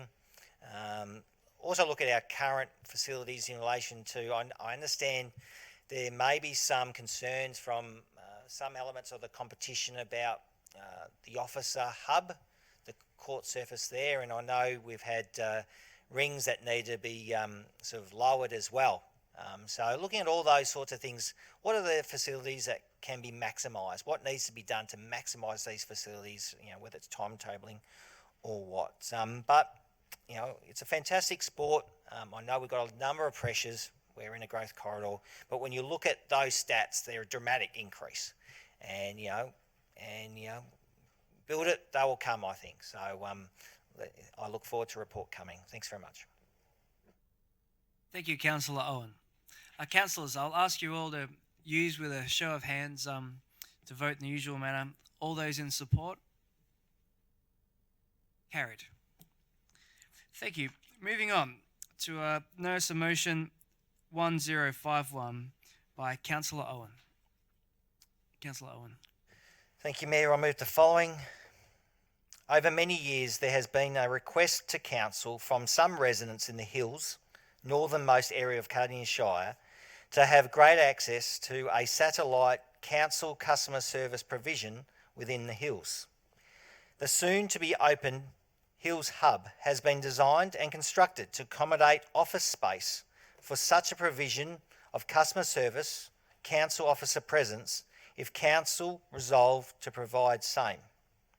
Therefore, Council resolves that Council officers prepare a report for the March 2020 General Council meeting considering the viability, practicability and financial costs associated with providing a satellite customer service access to officers from appropriate council departments at the Hills Hub. Such satellite services access to officers could include, but not limited to, customer service, general inquiries, ability to pay rates, planning queries, access to planners, etc. Conducting a future pilot to facilitate such an increased provision of council services access to officers at the Hills Hub. I move so. Do I have a seconder? Councillor Letitia Wilmot. Back to you, Councillor Owen, to speak to the item. Thank you, Mayor. Thank you, Letitia Wilmot, Councillor. Since I was elected to Rangers Ward in 2012, it has been an aspiration of mine to have provision for improved access to council services for our Hills communities. In my opinion, over these years, there has been a reluctance by some senior management for this, and I'm talking over many years, not current. In 2014, I submitted a notice of motion that the inclusion of a possible satellite customer service presence at the future Emerald, which later became the Hills Hub, be included in the scope of investigation and in the facilities brief for the community engagement process of the Hub, which is to commence in the first half of 2015. So that was a motion adopted, I think, in December 2014, that when we design the Hub, we have this in the back of our mind, that if councils go down this path. So we're soon to open the Hills Hub. The Hub has been designed and constructed to allow, if council decide, to increase the access to council services. There is provision, working space for officers. In my opinion, residents in the Hills community would like to have increased access to services. I think most people know people's movements in the Hills is quite different to those in the south. You know, my understanding is people's movements are basically east to west, west to east, in my view and my take of how those residents operate and what services they connect with and what direction they go. And they don't tend to go south, you know, to Officer, Pakenham, where this centre is. I think this will be a really good thing. Improve relations, improve relationships between residents in the Hills areas and council. Over the years, I think there has been a disconnect. I don't think now, but over the years, I think there has been. I'm asking for a report and the consideration of a trial.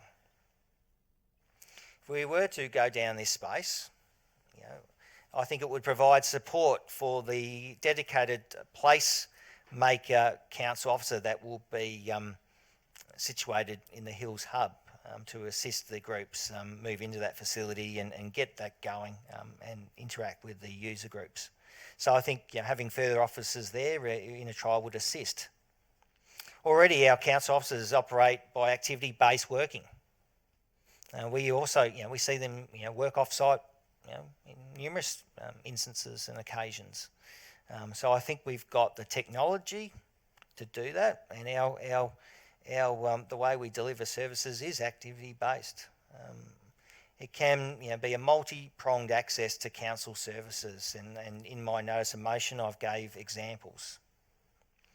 You know, with the report, you know, the trial, would evaluate, see the benefits and the opportunities if council was to go down this way in a full-time sort of extent. Having satellite sort of offices is not a new thing for local government. Our neighbours have it, whether it's Yarra Ranges, whether it's Casey and our other neighbours. So it's not a new thing for local government. So I ask your support to asking for the officers to provide a report for the March council meeting on this issue. Thank you. Thank you, Councillor Owen. I'll go to the seconder, Councillor Letitia Wilmot. Thank you, Mayor, and thank you, Councillor Owen. It has been something that's been raised with us dozens of times, and it's an interesting situation in the Hills, because whilst the council officers are here in Officer and in Rangers Ward, there is no public transport from the Hills to Officer. So there is no direct way for residents in the Hills to get to Officer. To get here, they would have to catch a bus to, if you lived in Emerald, you'd have to catch a bus to Gembrook, get off that bus, get on another bus that comes to Pakenham, get off that and then catch the train across. So it would be quite an exercise to actually get here via public transport. And I have a feeling, and I'm may be incorrect on this, but I have a feeling that the bus from Gembrook to Pakenham operates twice a day, once in the morning and once in the afternoon. So you'd probably find yourself stuck for a couple of hours with not much to do, waiting for a return bus home again. So it is difficult, and Councillor Owen's correct. Having been a resident in the hills for nearly 30 years, you don't come down this way because everything travels along either Wellington Road or via Belgrave. And that's because that's where people work, and it's also where you shop. If you want to go shopping from the hills, you either go to Knox or you go to Fountain Gate. You don't come via Pakenham or Officer. So it is a completely different travel scenario up there. There may be other areas of the Shire that could benefit from a satellite office. Yarra Ranges has got about 5, I think, 5 or 6. And they're a bit like us. They've got the main growth sort of business area around Lilydale, but then they've got a lot of smaller rural communities, Healesville, Yarra Junction, all of those little places. So it's worth investigating, and that's what Councillor Owen's talking about here, is just having a report produced to see whether it is a viable thing. And maybe it takes, we do a test run for 6 months or something, see whether people really do take up the option. If they don't, well, we can just close it or readjust it. Maybe it's just 1 day a week we have some planning staff up there so that people that are doing planning issues have that availability. Maybe they could book an appointment and have the staff go to Emerald rather than people trying to get down to the office here. There's a lot of options that could be explored, and I think that's what the report will come back, hopefully highlighting some of the different options and whether or not it's a viable thing for us. Of course, it's going to come at a cost to put staff up there. That's something that we've got to take into consideration, and whether the benefits are there to justify that cost. So I'm happy to support this report, and I look forward to seeing what it contains when it comes back to us in March. Thank you. Thank you, Councillor Wilmot. Do I have any other speakers to this item? Councillor Grahamore. Thank you, Mayor. Whilst I respect my fellow councillors, what they're asking for up there in the Ranges Ward area, we are trying to move out of we're trying to move into a paperless type community. Our actually Shire is moving into a paperless area, and I think a lot of this the requests that come from our community can be done online. A lot of it can be done online, even though when I look at the report and keep an open mind to the report, because I realise that, of course, Bunyip and Koorup and Lang Lang in particular, that is just the same distance away, has not much connectivity to public transport either. So they do have problems. And in the years that I've been on council, I haven't had a request for that type of satellite type hub in the Bunyip Lang Lang region. But I open mind to have the report. Let's have a look and see what it does. The cost is a thing that would concern me. A lot of it today, we set the council up to do a lot of things online today. It's a matter of, sometimes it can be just an education, to educate people to see how we can develop. Maybe we need to educate, put more education out there to say this is how you do things, and whatever. I know myself, my wife and myself, we don't have to come into council for basically anything. That's to register dogs or do anything in that regard, because it's set up that way to actually do those type of things. So I'd be interested to see the need and see whether after this report to see how we fare from that time on. But I'm not negative. I just wanted to make sure the report gives our community what we need for the cost entailed.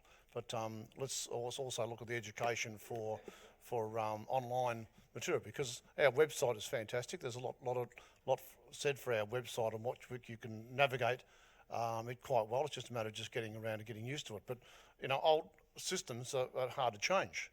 We're creatures of habit, and so therefore we're used to going the same old way.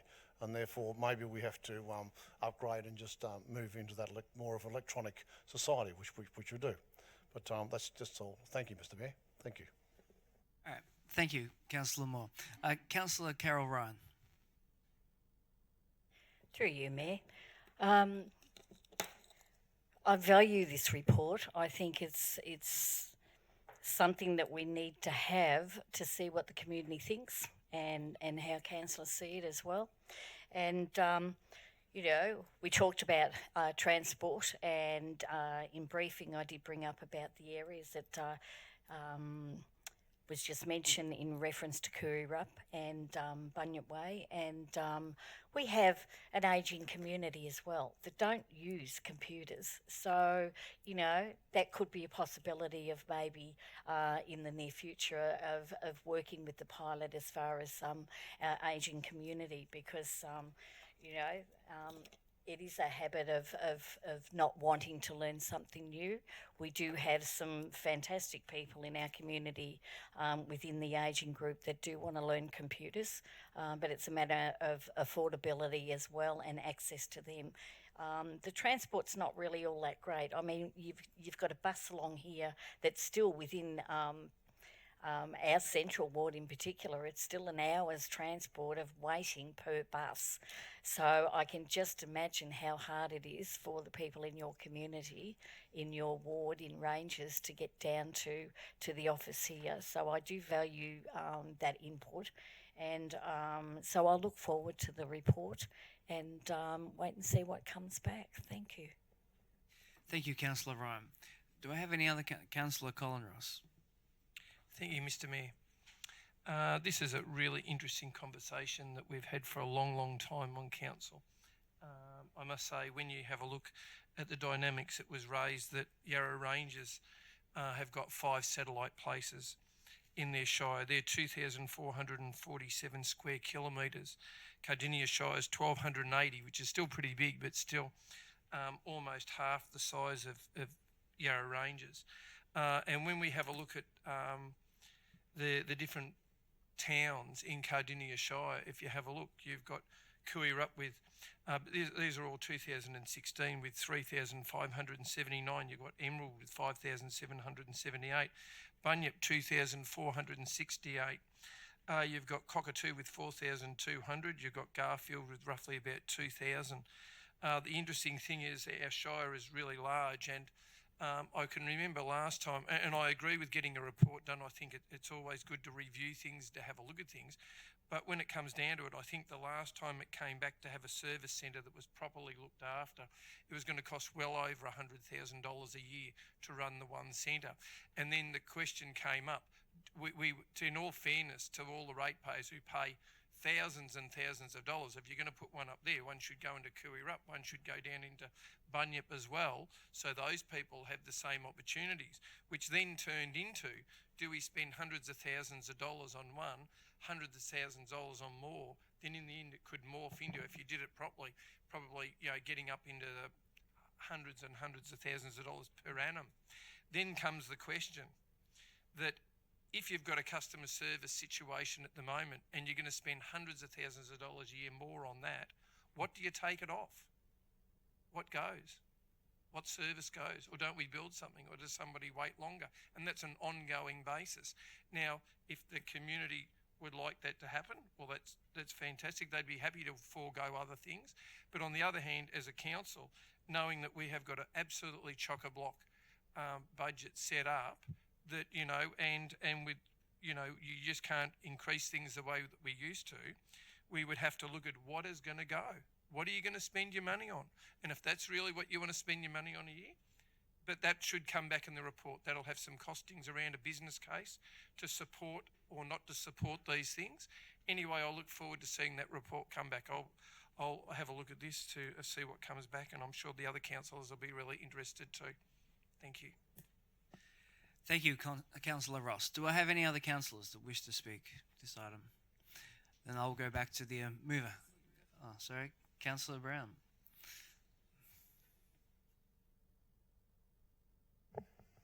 Thank you, Mayor. I was quite intrigued by this notice of motion. In fact, because businesses these days centralise. They don't decentralise, because there's lots of reasons for centralising in respect of efficiencies, cost cutting, the fact that people can talk to their peer group to get advice and help.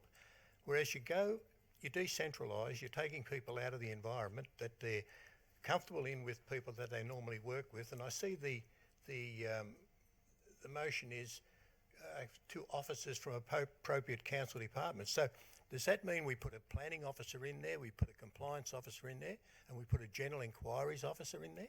And what will they do if they get stuck? I'll tell you, they'll jump on the telephone and they'll ring central down here and they'll get advice. And if you have 3 or 4 officers in that situation, then you need to have a supervisor or one of those people assume the supervisory task. I'd be very interested to see what the numbers come back, because you've said it might only be 1 day, but that's not what the notice of motion says. It doesn't stipulate that. So are you asking for them to do it for 1 day or for a full week or for a full year or what? So I'm a bit bemused by it, actually, because we've got this distance is overcome by communication. And that's where we're at right now at this moment. And to say that people don't use computers, or they don't know somebody that's got a computer or an iPhone or an iPad or something like that, I think that's drawing a pretty long bow. I really do. And if people can't find somebody to make that inquiry for them, and how are you going to measure this? Are you going to measure it by the number of people who come in and say, here's my planning permit? Will you approve it or will you look at it? What happens then? It probably gets sent down to a more senior officer to have a look at it as well. So look, I can imagine what this report would come back looking like in a financial sense. Horrendous. And I think you've got to be more detailed in exactly what the duties of these people would be and how they're going to be gainfully employed and the productivity of it. Thank you, Mayor. Thank you, Councillor Brown. Do I have any other councillors that wish to speak to it? No? In that case, I'll go back to Councillor Owen, the mover. Yeah, thank you, Mayor, and I do thank all councillors for their comments. It is open-ended because I want to see what's viable. Is a part-time provision viable, or or more of a full-time provision allowance? I think the Hills Hub provides a unique opportunity. It's a unique building. It was designed to have that use, multi-pronged, accommodation for various users. I personally think people do like that face-to-face contact. We've been doing a lot of work around customer service, and my recollection of the stats is that people still are coming into this office in large numbers. A lot more than what I would have thought, online. And I don't know if the officers, would like to clarify, those sort of statements I'm making, but people are still wanting to come into a office, a civic office, to speak to a council officer, customer service, still. And yeah, it's probably safe, particularly older people like that, but some people like that face-to-face contact, and I think our stats would show that. I think it's about improving benefits, in relation to access to council. Council is grassroots service provision, and I think face-to-face is an important element of that grassroots, personable type, service. We know that our phone often gets full on. Some people actually like that face-to-face contact, and this is a report, and I don't know what it's going to look like, whether it's viable, and that I'm hoping this report will detail that, and if a trial was to take place, we'd learn more from a trial. In my opinion, myself and the Mayor was at, I think it was the Emerald Arch show, but a resident asked me about, will the Hills Hub allow for us to go and speak to council? And I said, look, it hasn't been decided upon yet, but I told him, this is something I've been advocating since I was a Regis Ward councillor, and in the final year of this term I wanted to at least have a discussion on this, and at least put it up for a council to determine. Now that the Hills Hub is built, I think it provides a unique opportunity if council was to go down this line to deliver those services. So if supported, I look forward to the report. Thanks very much. Thanks, Councillor Owen. I'll now ask for a show of hands. All those in favour? All those against? Carried. Thank you, councillors and gallery. That now concludes tonight's proceedings. Thank you all for your attendance. I declare the meeting closed.